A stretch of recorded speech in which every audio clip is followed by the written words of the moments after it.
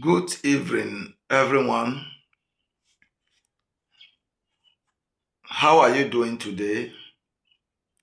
I want to appreciate you all for what you have been doing and keeping us busy, enlightening ourselves, work with one another. I want to do this public announcement. For the first place, I thank every member of Ogoni Supreme Gospel Minister Association.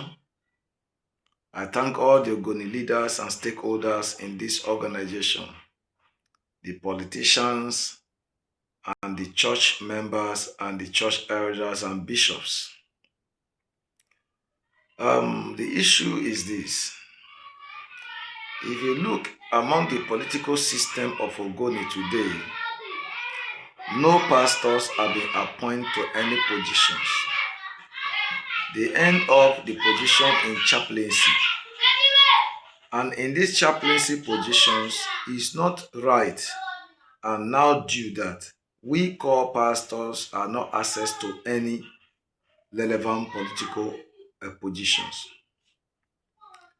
A pastor should be given chance to become a secretary of council, to become a secretary in the state, to become a councillor, to become a House of Assembly, House of Rep.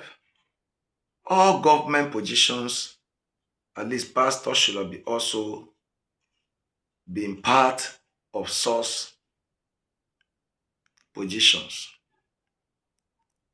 We are the people praying for Ogoni, praying for Nigerians, but yet we are the one getting backwardness in when it comes to politics or when it comes to sharing formula of governance. In the kingship today, no pastors is appointed to be among the chieftaincy, maybe the lawmakers, or be among cabinet of any chief or king in a community. And the thing makes something to start fishing out trouble, pains, afflictions on the people. There is no right judgment again. Today, if you are not part of them, a right judgment cannot be given to you, which is very wrong.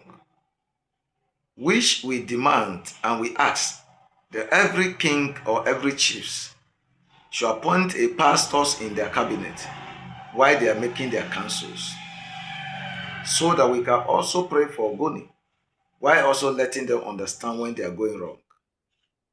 Because some of these people called chief and king are making series of mistakes when it times for judgment or accountability to the people.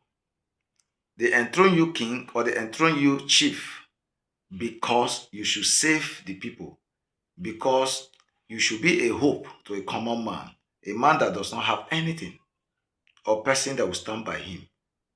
If a chief and give a right judgment, life will be safe. There will be no courtesan. There will be no armed robbery. There will be no kidnapping. At least all this act will less. Some of these boys come into this devilly act because they are trying to retaliate. They do me this, so I will fight back. Before they know, they fight themselves into what they don't understand. That is the problem in part of Ogoni struggle today, Ogoni problem today. In those days, a chief was the first chief security in a community. Today, it's no longer like that. A chief is now being the one motivated courtesan. A chiefs are not being the one become a gang leaders. A chiefs are not being the one leading the scores, giving them money to commit a crime. So how do we do that this narrative can change? We have to work on ourselves. We have to take some certain decisions that we must embrace God into our throne, into whatever we are doing, so that God can work with us. Because if we are living a life without God, I don't think where we can reach. So asking and demand from all the chiefs in Ogoni and all the leaders in Ogoni why they are making decisions to include pastors in their decision making so that God will continue to work with us. Thank you very much.